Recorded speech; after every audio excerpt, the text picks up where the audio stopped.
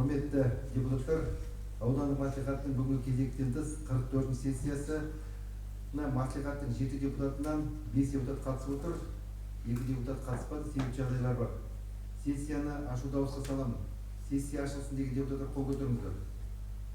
Қарсы, қалыс қалушы жоқ. Сессияны ашық деп жариялаймын. Қазақстан Республикасындағы жергілікті мемлекеттік басқару және өзін-өзі басқару туралы заңының 10-шы бабы 2-ші тармағына, 19-шы бабы 3-ші тармағына сәйкес аудандық мәслихаттың кезектен тыс 44 сессиясы өз жұмысын бастайды.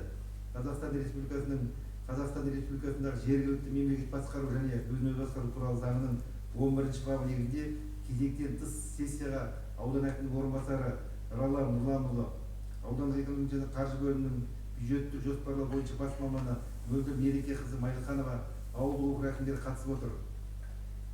Сессия отырысы тікелей эфирде көрсетілуде.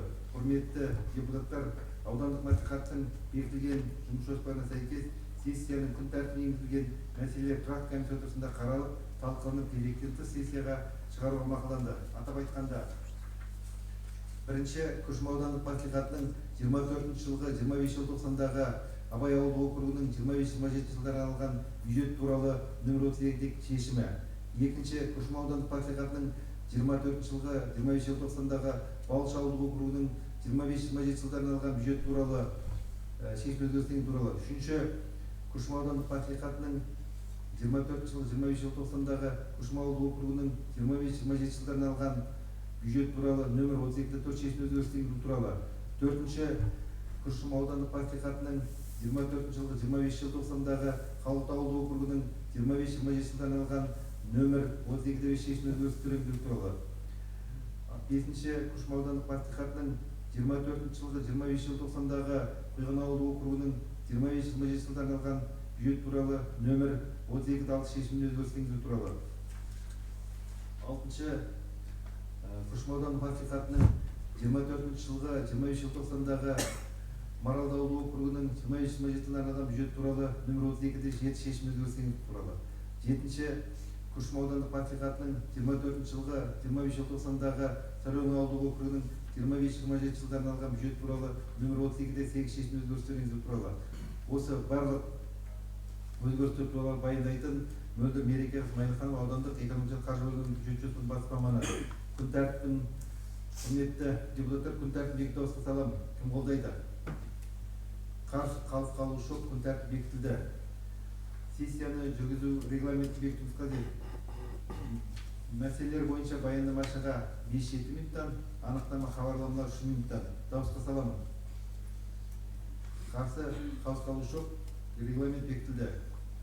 Құрметті депутаттар, аудандық мәслихаттың регламентіне сәйкес санақ комиссиясы және хатшылық тобын сайлауымыз қажет. Санақ комиссиясының құрамына депутаттар Ләззат Құмарқызы Құмарова, Достық Дәулетжаров Қатан, хатшылық тобына Армбек Ахманов Абдуллин, Қанат Мұқанов Исатаев ұсынамын. Дауысқа саламын. Қарсы, қалыс қалушы жоқ, санақ комиссиясы хатшылық тобының құрамына бекітілді.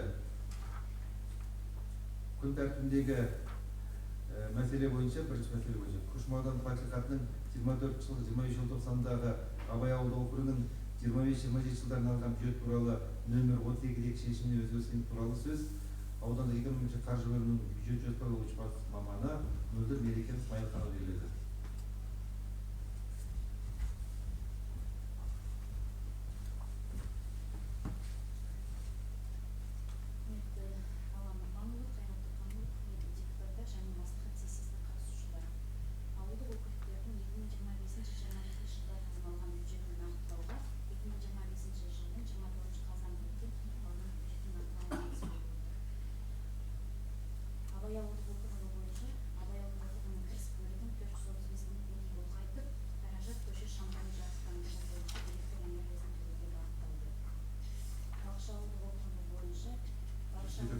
Бірінші Абайды. Абайды айтып. Абай ауылдық округінің кәсіпкерлігін 435 мың теңге ұлғайтып, қаражат көше шамдан жарықтандыру бойынша электр энергиясын төлеуге бағытталды. Аталған өзгерістерді қолдауға. Құрметті депутаттар, бұл мәселеде тұрақты комиссиясында қаралды, талқыланды. Шешім жобасы қолдарыңызда, шешім жобасы дауысқа саламын. Кім қолдайды? Қарсы, қалыс қалушы жоқ, шешім бекітілді. Күн тәртібіне келесі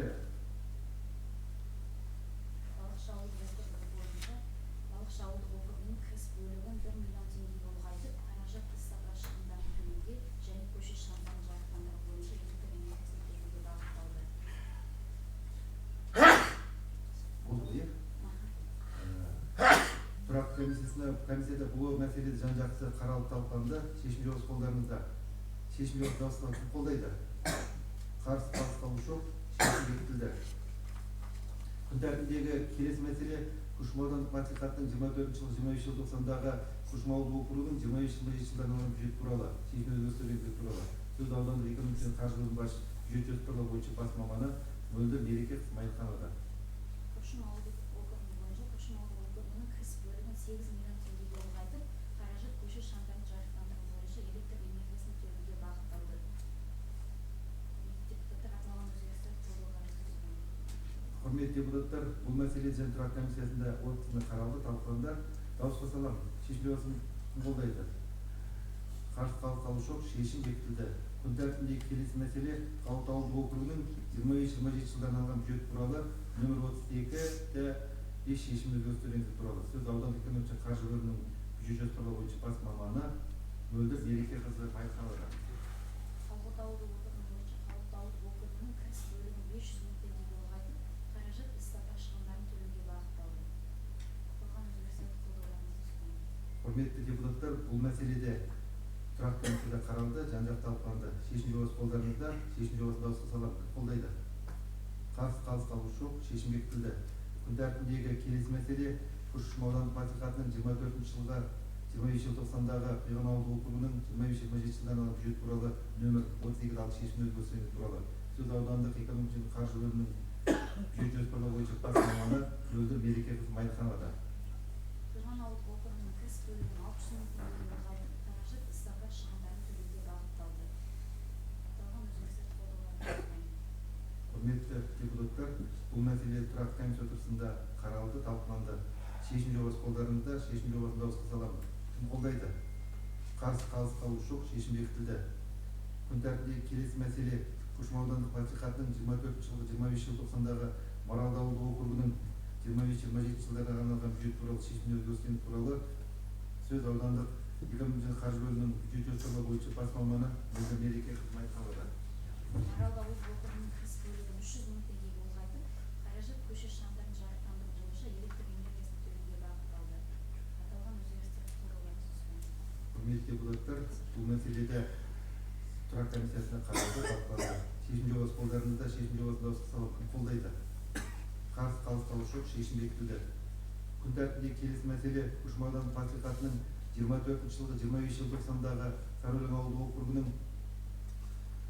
25-27 жылдарына арналған бюджет туралы нөмір 32-дегі шешім өзгерістер туралы сөз аудандық экономика және қаржы бөлімінің бюджет жоспарлау бойынша маманы Мөлдір Мереке қызы Майылханова. Сарыөлең ауылдық округінің кіріс бөлігін 400 мың теңгеге ұлғайтып, қаражат іс-сапар шығындарын төлеуге бағытталды. Аталған өзгерістерді қолдауларыңызды сұраймын. Құрметті депутаттар, Мөлдір Мереке қызы сұрақтарыңыз бар ма? Тұрақты комиссия отырысында бұл мәселе жан-жақты қаралды. Шешім жобасы қолдарыңызда. Шешім жобасын дауысқа саламын. Қарсы қалыс жоқ. Шешім бекітілді. Рахмет. Құрметті депутаттар, барлық сұрақтар толығымен қаралды. Енді сұрақтарыңыз бар ма? Осымен кезектен тыс 44 сессия жұмысын аяқтайды. Сессияға қатысқандарыңызға рахмет. Сессияны жабық деп жариялаймын.